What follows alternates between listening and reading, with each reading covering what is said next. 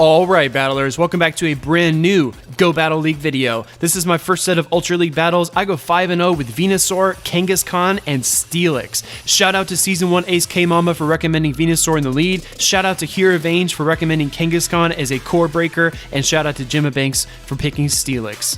In this first game, I lead my Venusaur into Togekiss. Trainers, you are going to see a ton of Togekiss because it is a great Giratina counter. Lots of trainers are leading with Togekiss. My opponent did not want to get hit by Sludge Bomb, so they did shield. I fire off a Sludge Bomb here. My opponent makes a beautiful swap into Giratina altered form, but guess what, trainers? I've got something for that too. Here comes Steelix, and hashtag Steelix is good. Steelix is such a monster. It's going to tank that ancient power, no problem at all.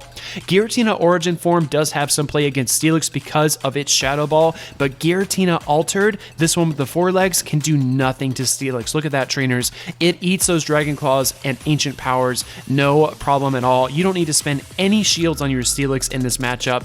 I'm going to farm down the rest of this Giratina. The mighty Giratina just got farmed, and it is such bad news bears for this Togekiss because I'm packing Heavy Slam. Heavy Slam is a great steel type attack that is going to also offer Steelix a lot of coverage against fairy types like Granbull, like Clefable, and like Togekiss.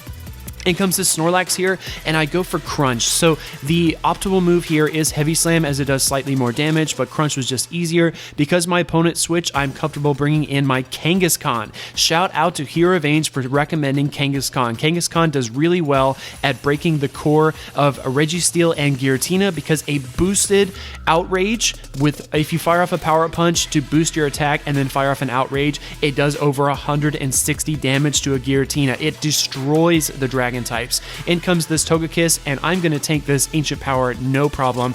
I'm going to fire off a Power Punch here to try to boost my Mud Slaps. Because Outrage is resisted by Fairy type Togekiss, and it takes so long to get to, I just want to end this match with Mud Slaps. However, Togekiss gets off one more attack. I'm going to bring in my Venusaur here. Even though Togekiss got the boost, we beat it with the Vine Whips. Going to this game, same team, trainers, Venusaur, Kangaskhan, and Steelix. I think this is an anti-meta team. You're going to see so many Giratina, so many Registeel, and this team has play against all of them. We're going up against Savage Boy, 69420, hilarious name. He does lead Suicune, so Suicune is a great lead because of the Bubble Beam, although its role has been kind of minimized since the buff and debuff got cleared with the newest update. So here we see our Giratina Altered going up against Steelix. This is the same thing we saw in Game 1, but this one is running Dragon Breath, so it is going to do a little bit more neutral damage. My opponent does make a pretty big mistake there and commit a shield to the Giratina. The Ancient Power and the Dragon Claw are just not even going to tickle Steelix at all, trainers, so that was definitely not the right move.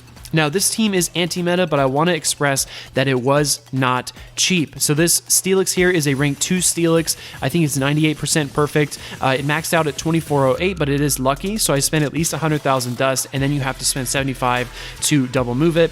In comes Suicune again, and it's going to fire off the Bubble Beam, which I know I can survive, but I do go here immediately for the Crunch. So even though I've been debuffed, I do want to get a little bit of chip damage in on this Suicune, just so I can be positive that the Frenzy Plant will one-shot it when my Venusaur comes back out. So this Suicune was able to get some energy, but I do get charge move priority because I believe my attack stat must be higher. It does force that shield, and here I'm thinking this may be an Ice Beam, but it's just that annoying Bubble Beam again, trainers. So here I'm trying to push for another Frenzy Plant, but I'm also anticipating the swap because I know the Suicune wants to dance around and not get hit.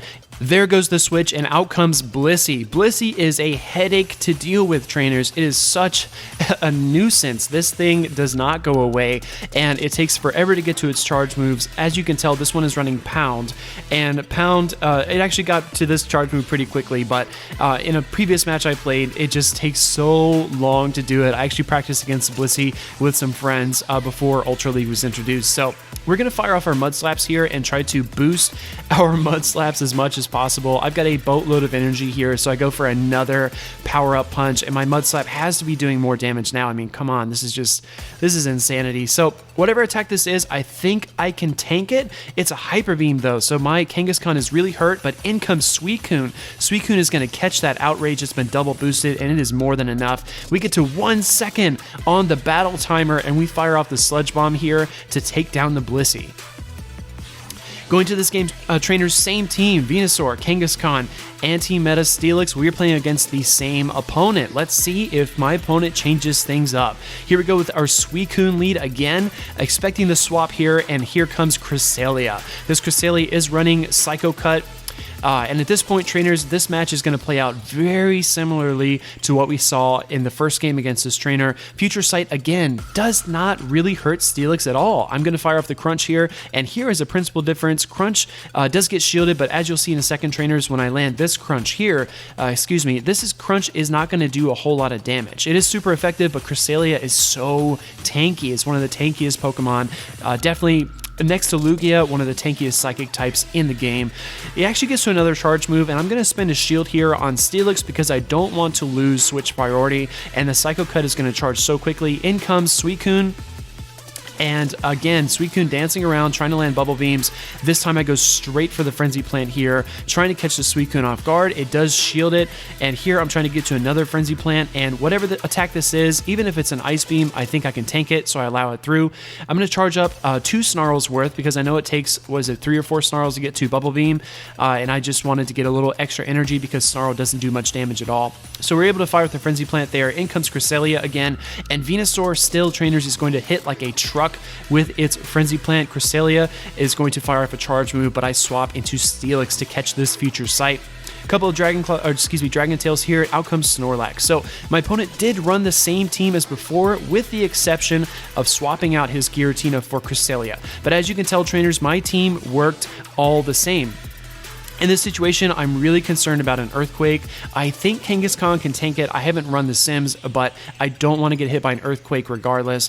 So in this situation, I'm expecting maybe an Earthquake here, but it was pretty quick, and it turns out to just be another Body Slam. Not a huge deal at all. I go for Outrage. So shout out to HeroVange for recommending Kangaskhan. Its Mud Slap does very well against Registeel. Its Power Up Punch just makes the Mud Slap even more intense, and then a boosted Outrage, as I said a few moments ago, can really crush a Giratina. So, new opponent this time, VP Wall.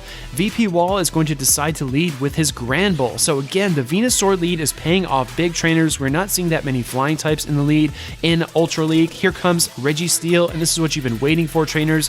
You want to see this Registeel beatdown. Leave a like if you want to see Kangaskhan beat down this Registeel with the Mud Slaps. We're just going to bury this Meta Boy under the dirt.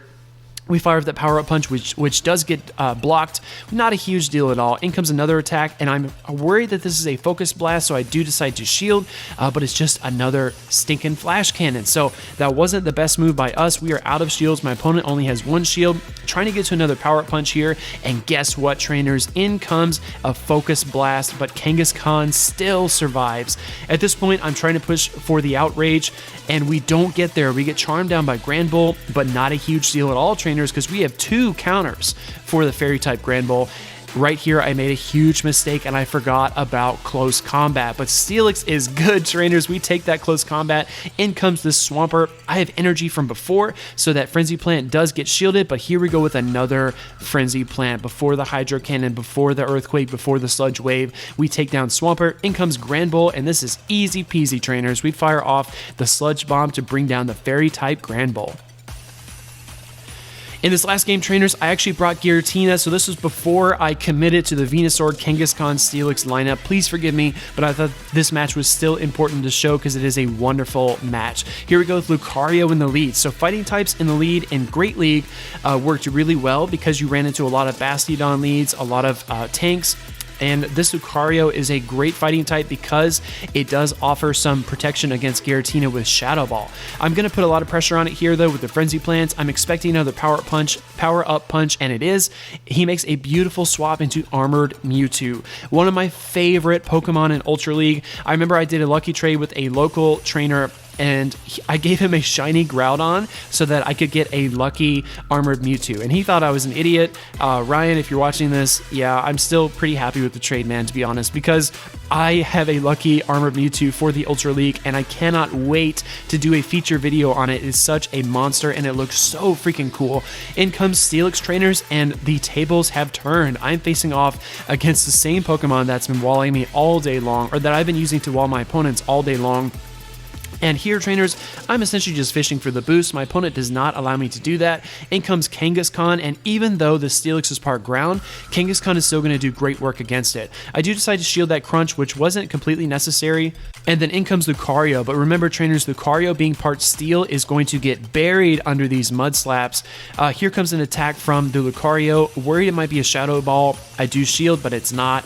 And then in comes that Steelix again. We have another Power-Up Punch, and Kangaskhan is rolling. Kangaskhan is going to roll right through this Steelix with these Mud Slaps. They have been boosted so many times, and Steelix does get off one more attack here, but the Crunch is survivable. Kangaskhan crushes it. Here's proof of the 5-0 run, trainers. 5 charge TMs. My battle rating went up 30 points. These are ranked 10 matches against serious trainers, and they were so much fun. If you like this video, if you like anti-meta, leave me a like, comment down below what you thought, comment down below what your anti-meta team is, and subscribe for more.